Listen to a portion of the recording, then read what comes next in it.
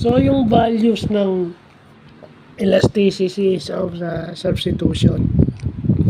So, kapag ang elasticity of substitution is greater than 1, okay, pag greater than 1 siya, no, gross substitutes, no?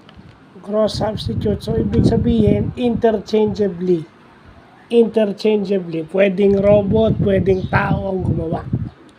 Interchangeably, pwedeng robot, pwedeng tao. Yan.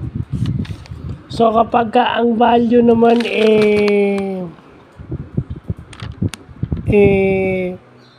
equal sa 1, no, yung elasticity of substitution is equal to 1, yun yung pwede bang palitan, gaano kadaling palitan yung mga ginagawa, gaano kadaling palitan yung tao sa robot.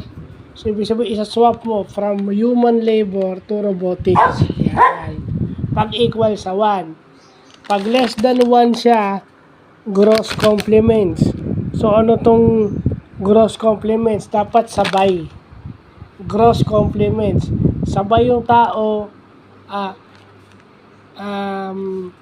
yung robot at saka yung tao, ginagamit mo ng magkasabay.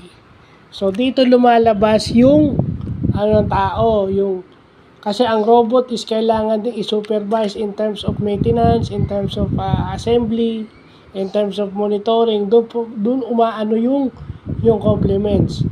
Yung robot na ang gumagawa ng work, pero ang nagmo-monitor sa robot, tao pa rin. Okay? Pero pag infinity raw yung value ng elasticity of substitution, perfect substitute yung robot sa tao kapag ka infinity. Pero pag 0, hindi mo pwedeng i-substitute hindi mo pwedeng i-substitute yung robot sa tao kapag ang elasticity of substitution mo 0. So, yun yung importante, no? 1 lang yun. Kung gaano, ang pinaka-hinihintay nilang value doon is 1.